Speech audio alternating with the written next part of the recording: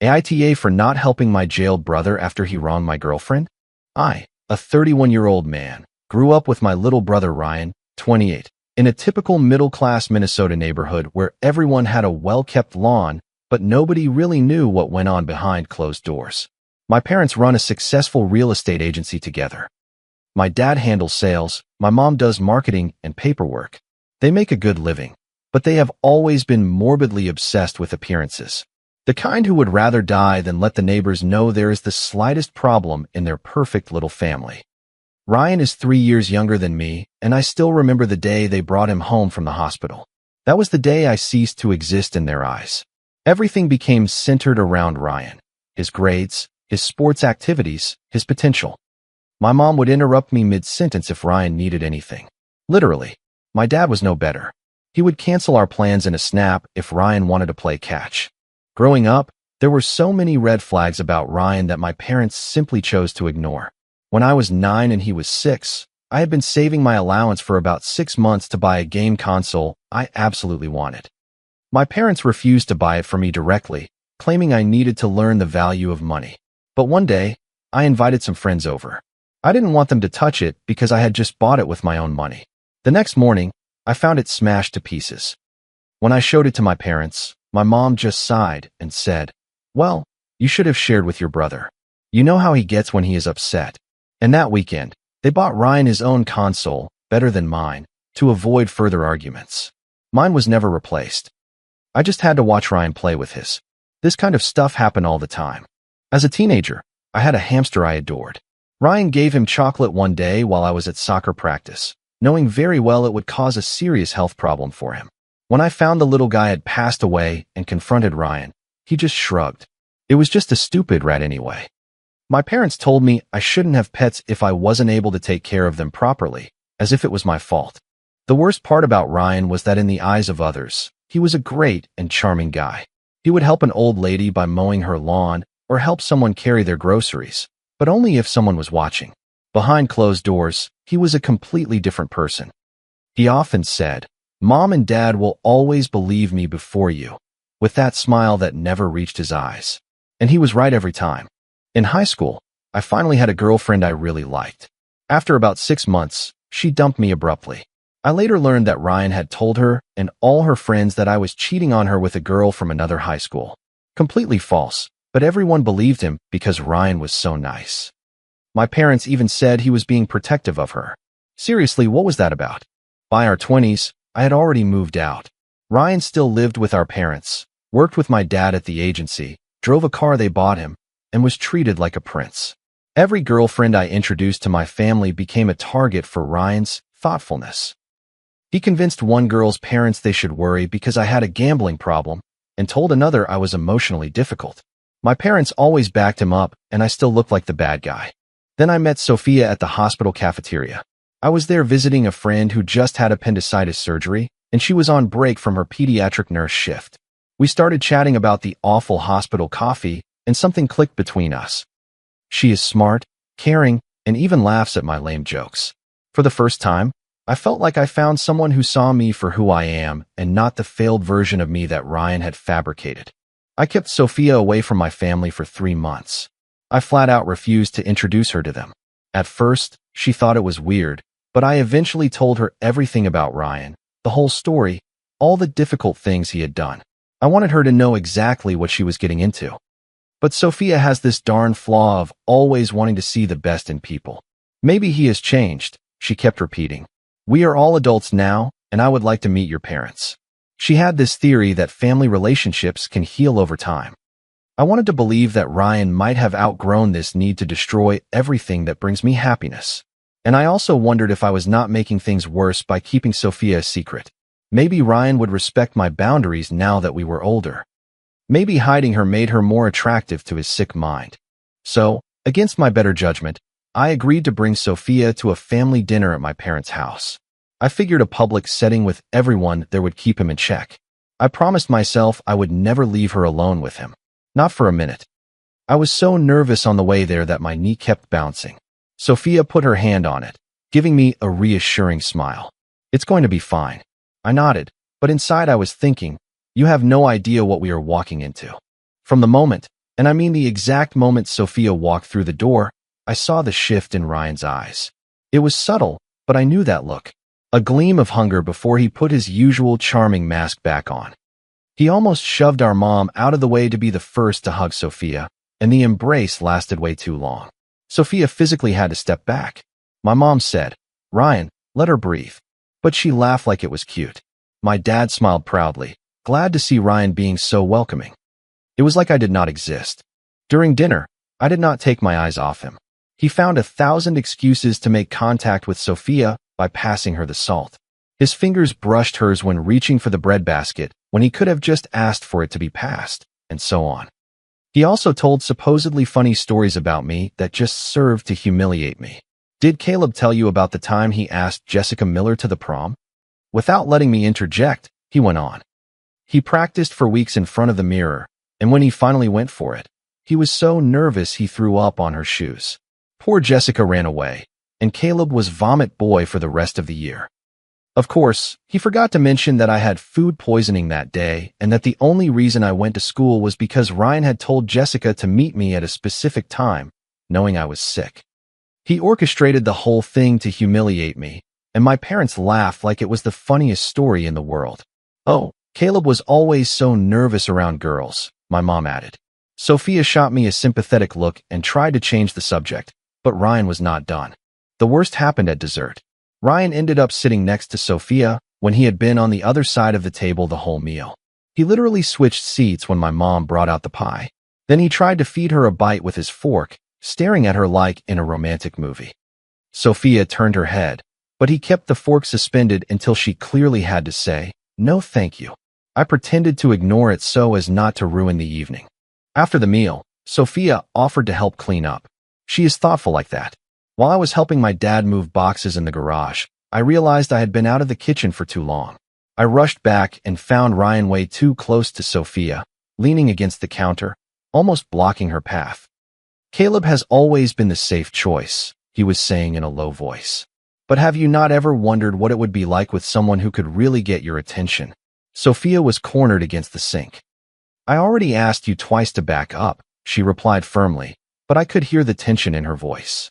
When she saw me, the relief on her face made me want to smash everything. Ryan just laughed when he saw me, patting my shoulder. "Your girlfriend is way too serious, man. Tell her to loosen up." I had my fist ready to fly, but I did not want to cause a scene in front of Sophia. I just put my arm around her and said we had to go. In the car, Sophia stayed silent for a long time. I glanced at her occasionally, waiting for her to speak. Finally, she took a deep breath. "Your brother is not how I imagined him," she said carefully. "Deliberate?" I asked. "Yes. The way you talked about him, I expected someone overtly aggressive or mean. But he is subtle. Each of those actions taken separately seems innocent, but put together." She shook her head. "I understand why your parents do not see anything. He is good at making it all look normal." I gripped the steering wheel so tightly my knuckles turned white. "I am sorry. I should not have brought you there." "No, I needed to see that," Sophia replied, looking out the window. "The way your parents let him behave like that explains a lot about what you went through." I wanted to turn around and confront Ryan directly, tell him to stay away from Sophia, but I had been down that road before. Confronting Ryan directly just gives him ammunition. He twists everything, makes me look crazy or jealous, and my parents always take his side. "We will just avoid seeing them for a while," I suggested. "We will make excuses for family dinners." Sophia nodded, looking distracted. "That is probably best." But I had a gut feeling Ryan would not let it go. All my girlfriends had been potential targets for him, but with Sophia, it was different. The way he looked at her was not just to hurt me anymore. He wanted her for himself, and Ryan always got what he wanted.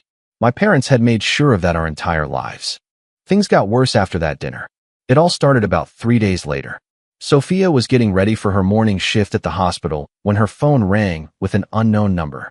When she answered, there was only heavy breathing. Then they hung up. She chalked it up to a wrong number or a spam call. Later that day, another call, again from an unknown number. This time, a man's voice said, "You are not as great as Ryan said, still just as uptight though." Then he hung up. Sophia told me about it that night, visibly uncomfortable. "It is weird, they know my name." I immediately thought of Ryan. but I did not want to jump to conclusions too quickly. It could be some creep from the hospital or something else. But by the end of the week, Sophia had already blocked 6 different numbers.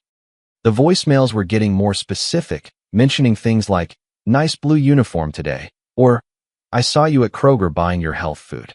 Someone was watching her, that was for sure. I listened to a voicemail and recognized the voice immediately.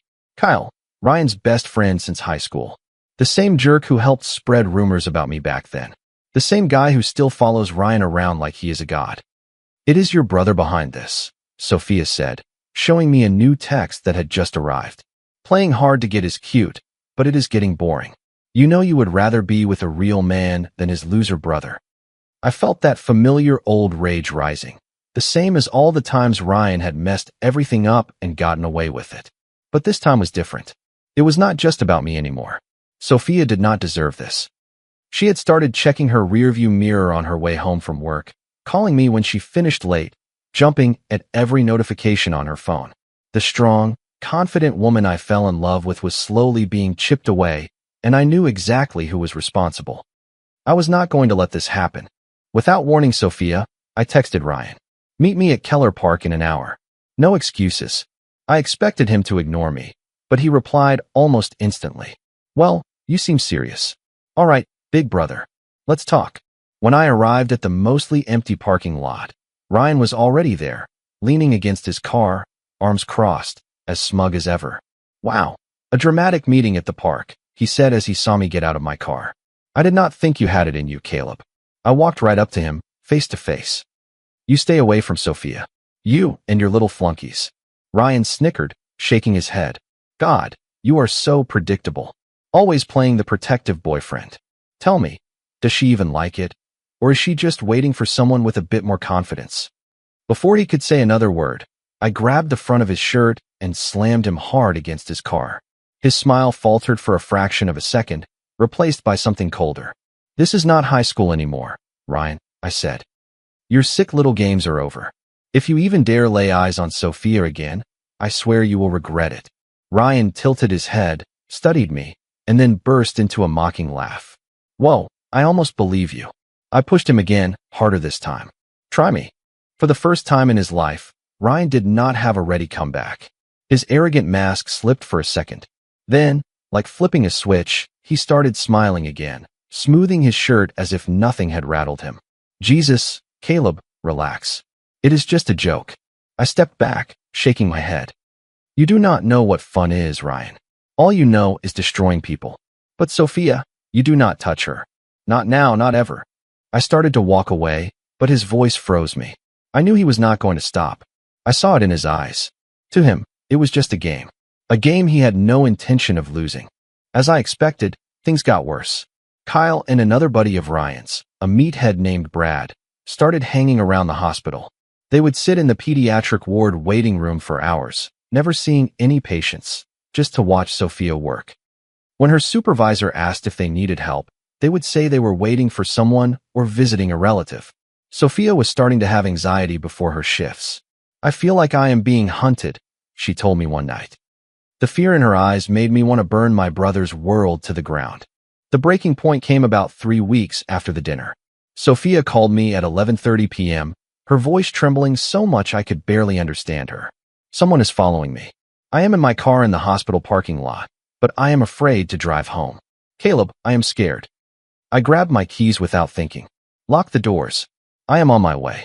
Speeding toward the hospital, my mind was racing. Her next shift started in 8 hours. If she missed it because of this harassment, she risked losing the job she loved. Her supervisor had already noticed a drop in performance. Last week, she had been late twice, unable to sleep due to anxiety. We had days, not weeks, before her entire career went off the rails. When I got to the parking lot, I found Sophia huddled in her car, doors locked, constantly checking her mirrors. Brad's old Jeep was parked 2 spots away, engine still warm. That coward had taken off when he saw my car pull up. Sophia was shaking when she got into the passenger side of my car. I drove her car home while a buddy followed us to make sure we were not being tailed. That night, as Sophia finally fell asleep exhausted, I made my decision. I could not wait any longer to confront Ryan in front of my parents, hoping they would control this circus. It had to stop before Sophia lost everything. The next morning, I gathered all the evidence, call logs, screenshots of texts, and hospital security videos showing Kyle and Brad lurking around for hours. I drove to my parents' house, knowing Ryan would be there before heading to work with my dad. He was eating cereal and scrolling on his phone when I walked in without knocking. My mom started saying I should call before coming over, but I ignored her. I put my phone on the table in front of Ryan and played one of the voicemails. "We know what time you get off, Sophia. Maybe you should not walk to your car alone." Ryan looked up from his bowl of Captain Crunch with polite interest, as if I were showing him a vaguely amusing TikTok video. "What is this supposed to be?" "Cut the crap, Ryan. I know it is Kyle and Brad. Tell them to stop right now." His expression did not change. That was what always made him dangerous, the disconnect between the venom of his words and his relaxed face. Maybe if Sophia was not such a tease, guys would not need to remind her she is not all that special, he said calmly, taking another spoonful of cereal. "It is not my fault she sends mixed signals." Something inside me snapped. 28 years of swallowing my anger, playing the reasonable one, letting him get away with every dirty trick. It all poured out at once. I did not think. I did not hesitate. My fist connected with his face, the impact echoing in the room. Ryan's head snapped back so violently, he almost tipped over in his chair. Milk, spit, and blood went across the table. A deep gash split his already swelling lip, and his nose looked seriously injured as blood poured down his chin. For the first time in his miserable life, I saw something new in his eyes, fear. Then he started screaming, wailing as if I had caused him a much more severe injury than I had. The little brat collapsed on the floor, holding his face, rolling around like he was dying. My parents came running right on cue, as expected. Same script, same nonsense for years, just another day. "Oh my God, my baby." My mom dropped to her knees, hands shaking, grabbing a kitchen towel and pressing it against Ryan's face. "What is wrong with you, Caleb?" my dad roared, storming toward me, his face red with fury. "You are completely out of your mind. You need help. Your jealousy issues are out of control." Jealousy. I stared at him, breathing heavily, my fists still clenched. They were not looking at me. They never had. They were fawning over their golden boy, their broken little monster, as always. And for the first time, I saw them for who they truly were: blind, weak, useless. I tried to show them the evidence on my phone, but they did not care. They did not even ask why I had hit him. "Sophia has been throwing herself at him for weeks," my mom spat, her arm around Ryan like a shield, as if he were the victim here. "What did you expect him to do, Caleb?" she sneered. "You bring a pretty girl home, and you think Ryan will not notice her? Please." She teased him, flirted with him, played her little games. And now what? You cannot handle a little competition, so you make up these pathetic stories. Competition? I could not believe my ears. He is harassing her. His buddies are following her to work. She is terrified. "Get out of this house," my dad said in a low, dangerous voice. "Do not come back until you get professional help and apologize to your brother." I looked at Ryan, still playing the victim while our mother coddled him, but his eyes told the real story. That same arrogant satisfaction I had seen my whole life when he got away with things. He thought he had won again. Driving back, my hands were still shaking from the adrenaline. I called Sophia to tell her what happened. "So, they did not believe you?" she asked without real surprise. They did not even look at the evidence. They immediately jumped to his defense. She could not believe it. I hung up. My mind was racing. What to do to protect her from my own brother? When I got home, I found her sitting on the couch, knees pulled to her chest, hands gripping her sweater as if it were the only thing keeping her together. Her voice was weak when she finally spoke. "Caleb, it is not going to stop, is it?" I did not lie to her. I could not. I ran a hand through my hair, exhaling slowly before looking deep into her eyes. "I do not think so. As long as Ryan is obsessed with you," my jaw clenched. "And as long as my parents feed his delusions." She swallowed hard, looking away, her fingers tightening even more. Seeing her like that, terrified of my own family, made me feel like everything was my fault, and it hurt me deeply. I walked over, gently lifting her chin so she had no choice but to look at me. "Listen to me closely, baby. I do not care what it takes. I do not care what I have to do. He will never touch you. He will never take you from me. I will always protect you." She looked up at me, and something shifted in her expression. Then she threw herself into my arms, clinging to me as if I were the only solid thing in her world. I felt her trembling, her shaky breath against my neck. She wanted to believe me. I needed her to believe me. But deep down, I knew the truth. It was not over, not by a long shot. That night, we stopped waiting for the inevitable and started preparing for war. I installed cameras, reinforced the locks, and made sure no one could get near her without me knowing. Sophia called her lawyer friend and started the process for restraining orders. We were no longer just playing defense, we were going on the attack. Ryan had taken everything from me since the day he was born. My childhood, my dignity, my peace. But Sophia was mine, and this time I would not back down. About a week after confronting him, my mom started bombarding me with messages, a score of them, saying Ryan was upset by the misunderstanding and wanted to apologize. He wanted to fix everything. She kept using words like family healing and turning the page on this ugliness. When I mentioned it to Sophia, she immediately said, "Do not go. It smells like a trap." And I knew she was right. Of course she was right. But I also knew something else, something I could not ignore. If I did not go, Ryan would think I was afraid of him. He would think he won. That is how Ryan's mind worked. If you back down, if you step aside, it is his green light to hit harder, dig deeper, and destroy more. And I refused to give him that satisfaction. It was not to fix anything. It was not for reconciliation or forgiveness. It was to show once and for all where I stood. We will go together, I decided. At the first sign of anything sketchy, we leave. Promise. Walking in, the house was packed. My parents, Ryan, my aunt, and my uncle who had always treated Ryan like he walked on water. And worst of all, Kyle and Brad, the same jerks who had followed Sophia at the hospital. What the hell is this? I demanded, instinctively putting an arm around Sophia to protect her. We are here to help you and Sophia through this situation, my mom said in that fake therapist voice that made me want to throw up. What followed was 2 hours of the most vicious gaslighting I had ever seen. They took turns explaining that Sophia had obviously flirted with Ryan at the dinner, that she must have encouraged him, and then panicked thinking I might find out, that the hospital visits were innocent, and that Sophia was getting paranoid from working too many night shifts. Ryan played his part perfectly, looking hurt, saying how much he had looked forward to welcoming Sophia into the family. Kyle even had the nerve to describe how Sophia dressed on certain days at work, and my parents nodded as if that proved she was seeking attention rather than being harassed. I saw Sophia's face go pale as they methodically tried to make her doubt her own reality. When Brad started describing exactly which hallway she took on Tuesday, proving he had followed her, Sophia's breathing changed.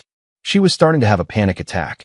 "We need to leave," I said, helping her stand up. My mom grabbed my arm. "Caleb, it is time to choose your real family, or this girl who is clearly trying to tear us apart." I looked at her, truly seeing her for the first time in my life. Sophia is my family now. And if you cannot see what Ryan is doing, that is your problem. The next day, Sophia's supervisor called her into her office, her face already tense. "Some concerns have been raised," she began carefully, as if she did not want to say the words. "About you causing drama at work." It was Ryan. Someone had spread rumors, whispers saying Sophia had mental health issues, that she could not be trusted, that she supposedly had a history of making false accusations against men. Pure poison, carefully distilled. She had 3 days to decide, accept a transfer to another department or face a formal review. The job she loved, the kids she cared for, Ryan was taking it all away, just like he always did. That night, as we sat in silence at the kitchen table, a notification popped up on Sophia's laptop. A message from a former colleague, a job posting, a fresh start at a hospital about 300 miles away. Sophia read the offer letter, her fingers hovering over the touchpad. She did not look up when she spoke. "He is not going to stop, is he?" I knew he would not, but I did not tell her that. I simply made the decision. "We are leaving." Her eyes shot up. "We are not letting him control our lives anymore, Sophia. We are never giving him the chance to twist the knife again. I do not care what it costs. I do not care if we have to start from scratch. We are getting out of here, somewhere he cannot reach us." For a moment, she just stared at me. Then her shoulders relaxed, as if she was finally releasing a breath she had been holding for months. That night, she started looking for apartments. I started making calls to organize the move. And all I could think about was how Ryan had taken everything from me since childhood. My childhood itself, my peace, my relationships. But Sophia, this was the end of the cycle. He would not take her. Not now, not ever.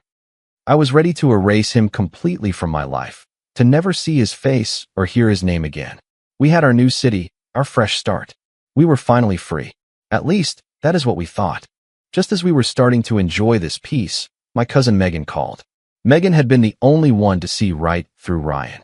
When they were kids, she caught him being cruel to her cat and told everyone. But my parents convinced the family she was lying for attention. She never forgot it. She called me personally to invite us to her wedding. I know my parents insisted, she admitted. But I hired security specifically to keep an eye on him. And you will be seated with my husband's family, far away from your parents. After 3 months of relative peace in our new city, we decided to go. Sophia had a new job she loved. I was working remotely. Everything was going well, and we felt solid enough to face my family for one day, especially with Megan's precautions. The ceremony went smoothly. Ryan was the best man for Megan's husband, Mark, my cousin from the other side of the family, who did not know the whole story. So he was busy most of the time. At the reception, we kept our distance, sitting with Mark's family while Ryan and my parents were on the other side of the room. For a few hours, it seemed like we might get through the day without an incident. Sophia was even laughing and dancing, which I had not seen in months. Around 9 p.m., Sophia went to the restroom. After 10 minutes, I noticed Ryan was no longer at his table. My gut screamed that something was wrong. I headed toward the restrooms, my heart pounding. As I turned the corner, I heard Sophia scream. I started running. Mark and his brother David were coming from the other direction and got there first. What I saw will be burned into my mind forever. Ryan had Sophia pinned against the wall outside the restrooms. One hand over her mouth, the other gripping her arms so tightly his knuckles were white. Her dress was torn at the shoulder. Mark and David forcefully pulled him off her as I arrived. Sophia stumbled toward me, trembling. There were already finger marks forming on her arm. Ryan's eyes were crazed and glazed over. He smelled strongly of alcohol. She has been looking for it all night, he stammered, following me around, coming on to me. I saw red. Before I even realized it, I was on him. I pinned him to the ground and hit him in the face so hard I felt something crack. The sickening sound of an injury, it did not matter. I wanted to stop him for good. He let out a strangled cry, but I did not stop. I pulled my fist back, ready to hit him again, when arms pulled me back. David, Mark, maybe both, were holding me back as I struggled. Caleb, stop!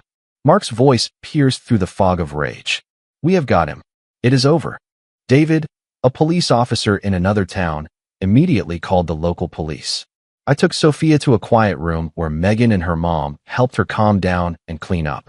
When the cops arrived, my parents completely lost their minds. My mom physically tried to stop them from taking Ryan, screaming about a misunderstanding and saying this girl was obsessed with her son. My dad even tried to grab an officer's arm as they handcuffed him. Ryan switched behaviors like flipping a switch. One minute he was crying, saying Sophia had led him on. The next, he was threatening everyone, screaming that you do not understand what I am capable of. When they finally loaded him into the squad car, he yelled the most horrific things about Sophia, so vile that even the officers cringed. Several guests had pulled out their phones and filmed the whole thing. When the police car drove away, taking him out of our sight, I turned to Sophia. She was still shaking, arms wrapped tightly around herself as if to keep from falling apart. Her eyes were lost. I touched her gently. Sophia, my voice broke. I swallowed hard before continuing. Are you okay? Did he hurt you anywhere else? She did not answer right away, staring at the floor. Then she finally looked up, and I saw the fear, the betrayal, the exhaustion. I had brought her into this nightmare. I had let this happen. I took her face in my hands, brushing back the hair Ryan had messed up. I am so sorry, baby. My throat tightened. I should have protected you. I should never have let him near you. She shook her head. You did not do this, Caleb. He did. I wanted to believe it, truly. But the guilt burned deep inside me. I held her in my arms, feeling her body still racked with tremors. She was not just the woman I loved. She was my only real family, the only thing that mattered. And if anyone put a hand on her again, I would do anything to protect her. The days following the wedding were total chaos. My parents went on a crusade, calling the whole family to spread their twisted version of events. Thank God for the evidence. The video from Megan's wedding clearly showed Ryan following Sophia to the restrooms. Numerous guests had heard him making inappropriate comments all evening. And of course, there were the videos of his arrest where he made his own situation much worse. Sophia and I were dealing with the legal fallout when my parents showed up at our house unannounced. They caused such a scene that our neighbors called the police. My mom cried, saying I was sending her baby to prison, while my dad threatened to have me blacklisted across the state, as if I cared about his connections. They alternated between guilt-tripping, "You are destroying the family," and threats to cut me off financially, even though I had not taken a dime from them in years. My mom even said, "After all we have done for you, this is how you repay us?" As if they were the victims in all this. A week after the wedding, I got a call from Megan. Ryan had been denied bail due to the severity of the assault charges and his recorded threats. He was going to stay in jail until the trial, which could take months. Apparently, my parents were telling anyone who would listen that the justice system was biased against young men and that Ryan was the real victim in this whole story. Megan also told me that several family members had taken our side after seeing the wedding videos. Even my uncle Robert, who had always been in Ryan's camp, called my parents delusional after seeing the footage of the incident and Ryan's arrest. That was 4 years ago. Since then, Sophia and I have built a beautiful life. We got married in a small ceremony with Megan's family and Sophia's loved ones. Sophia became the head pediatric nurse at her hospital. I was promoted to senior developer. We bought a house, planted a garden, and made new friends. Sophia is now pregnant. A little girl due in 3 months. Life was good, normal, and peaceful. Then yesterday, my phone rang with an unknown number. It was my mom, crying so hard I could barely understand her. The story she sobbed out to me was insane. It turns out Ryan only served about 18 months for the incident at the wedding. His high-end lawyer had managed to get the charges reduced, and he was released for good behavior about 2 years ago. We knew nothing about it because we had completely cut ties with that side of the family. After his release, Ryan had apparently joined a church rehabilitation program where he met a woman named Sarah. According to my mom, the church had heavily promoted their relationship as some sort of redemption story, and they got married just 6 months after meeting. My parents and Sarah's family had all supported the marriage, thinking Ryan was reformed. Still, according to my mom, everything was perfect until last week when a co-worker of Sarah's called the police after not hearing from her for several days. The welfare check revealed Sarah had been seriously injured, with 2 broken ribs, a fractured wrist, and bruises. What was truly twisted was that during the investigation, they discovered my dad had been actively helping Ryan cover up the abuse for months. Every time Sarah threatened to leave, my dad intervened, threatening her job, pressuring her family about their mortgage, and convincing her parents she was unstable and making up stories. Apparently, when Sarah got a promotion that would have given her financial independence, a serious incident occurred and she could not go to work. When she called my dad for help, he told her to put some ice on it and remember her wedding vows. Ryan and my dad were both arrested. Ryan for domestic violence, my dad for witness intimidation and being an accessory. Since Ryan was still on probation from the situation with Sophia, he was now facing some serious time. "You need to come home," my mom begged. "The family needs to stick together in times of crisis. Your brother and your dad need your support." This Sarah is obviously exaggerating everything, just like Sophia did. For years and nothing had changed. "Mom," I said calmly, "have you ever considered that if you and Dad had disciplined Ryan when we were kids, maybe Sarah would not be in the hospital today?"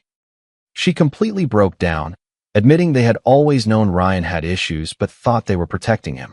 "It is too late for that," I replied before hanging up. Sophia suggested we reach out to Sarah through Megan to offer our support. "She needs someone who understands what she is going through," Sophia said. A month later, Ryan took a plea deal, 8 years in prison. My dad's real estate license was suspended, and most of his business partners severed ties with him. My mom moved away and filed for divorce, sending me a long letter apologizing for everything, for protecting Ryan his whole life, for not defending me when I was a kid, and especially for how they treated Sophia. Too little, too late. That evening, as I watched Sophia talking to our unborn daughter while watering our garden, I felt no satisfaction in having been right about Ryan all these years, only the determination that the cycle ends with me. Our daughter will grow up knowing only love and respect. Ryan took a lot from me over the years, but he will not be able to take this, the life Sophia and I built together. Some people never change, but thanks to Sophia, I did. Comment. Hearing stories like this always reminds me how much courage it takes to walk away from toxic environments. We are often taught that loyalty to our relatives is absolute, but your first responsibility should always be your own safety and peace of mind. It takes immense strength to look at a broken generational cycle and decide that it ends with you. Walking away from people who refuse to respect your boundaries is never a sign of weakness. It is actually the ultimate act of self-love and self-respect. You cannot control how others behave or what they choose to believe in order to justify their actions. You can only control how you protect your heart and who you allow into your life. Building a beautiful and peaceful reality from scratch is one of the most powerful ways to heal from past trauma. I hope you always find the strength to prioritize your mental health and surround yourself with people who truly value you. Thank you for being part of this community and for sharing these meaningful lessons with me. If you like the stories, don't forget to leave a comment and support the channel by subscribing. See you in the upcoming stories.